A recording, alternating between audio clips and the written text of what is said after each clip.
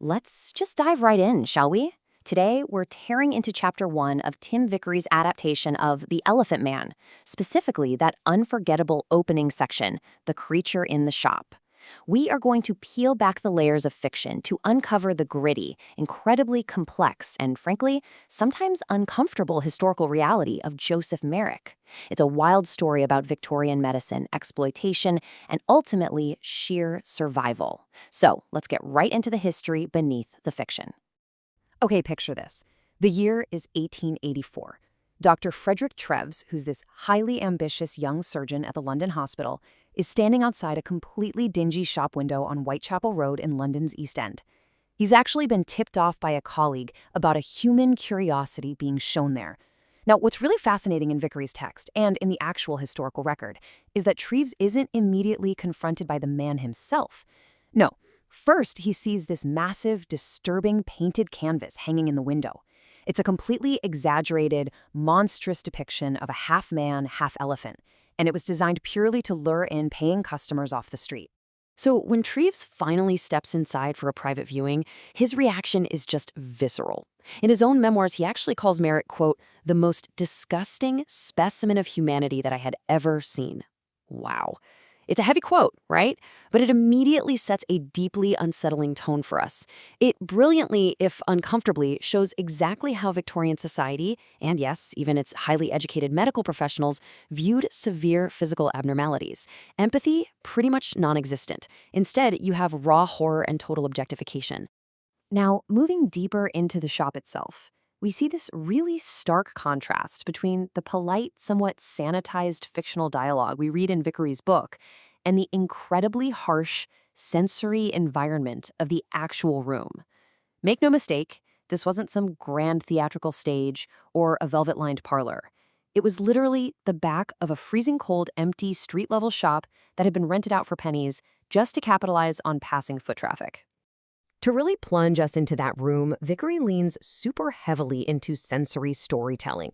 I mean, you've got the shopkeeper with the yellow teeth, the 2 or 3 bad apples sitting there, rotting black bananas.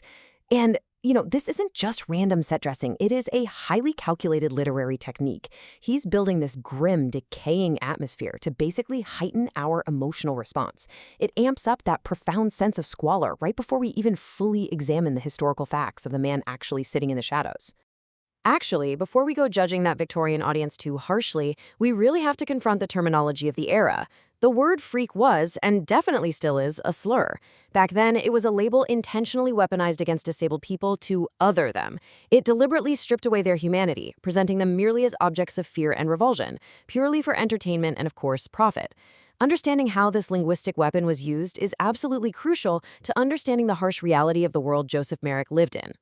But here is where the story shifts, and tracing his history reveals something super crucial.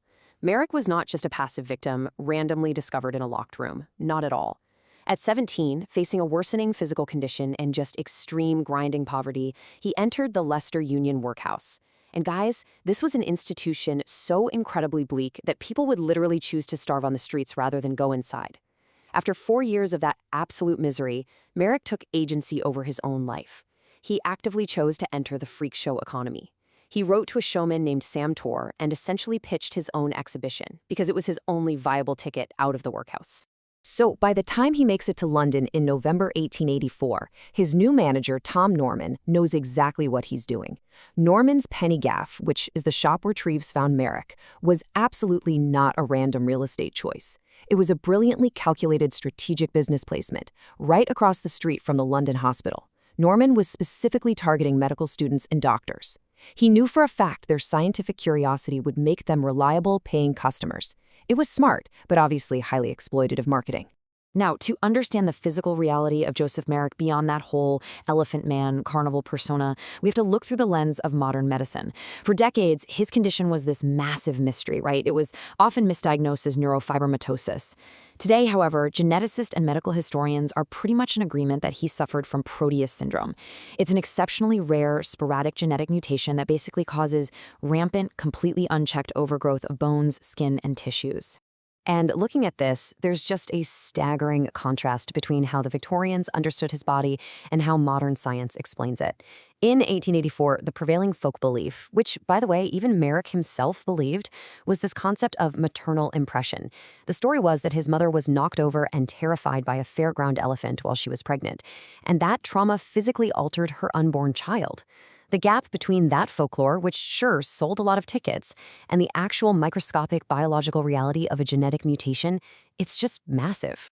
When Dr. Treves finally got to examine Merrick, the physical reality of his condition was incredibly severe. His skull was massively enlarged. We're talking 36 inches in circumference. His skin was incredibly thick and covered in warty papilloma, and his right arm and both of his legs were severely deformed. In fact, his head was so heavy he literally had to sleep sitting up, resting his head on his knees. If he tried to lie flat, the weight would have snapped his own neck. But amidst all this profound physical trauma, he had this completely normal, delicate left arm. And, as Treves would soon discover, an incredibly sharp, highly sensitive intellect that the medical establishment had entirely overlooked at first glance. And this brings us to a really fascinating historical tension regarding Dr. Treves himself. You see, history tends to view him through two very different lenses. On one hand, was he the benevolent rescuer, the guy who saved Merrick from the squalor of the streets and secured him a safe, permanent home at the hospital? Or was he an ambitious, opportunistic doctor who totally objectified Merrick in his writings, parading him naked before the Pathological Society of London just to boost his own career prestige? It's a tough call. Well, according to the showman Tom Norman, Merrick actually felt so intensely exploited by those initial medical exams that he flat out refused to go back for quite some time. He reportedly said that he felt, quote, stripped naked and like an animal in a cattle market. For Merrick, being poked and prodded by elite doctors felt just as degrading, if not way more so, than being viewed by the paying public in the shop. Because think about it, at least in the shop, he was an active business partner getting a cut of the profits. Despite all that friction, the fateful decision was eventually made to bring Merrick over to the London hospital for that first real examination. But getting him just a few yards across the street, it was a complete logistical nightmare. It required this highly covert transfer. Treves actually had to hire a cab for an incredibly short distance. Merrick was disguised under a heavy black cloak, a brown cap, and get this, a thick Hessian sack covering his face. It was a drastic, desperate measure taken just to avoid sparking a riot or some huge public panic in the busy streets of Whitechapel. So, as we wrap up this explainer, I want to leave you with a pretty provocative question to chew on. When Dr. Treves took Joseph Merrick out of that dirty shop window and placed him into the sterile, clinical halls of the London hospital, did Merrick truly escape being an exhibition, or did he just trade a wooden stage for a medical one? It's a really profound historical dilemma about autonomy and how society views physical differences. Thanks so much for joining me today, and keep questioning the story behind the story.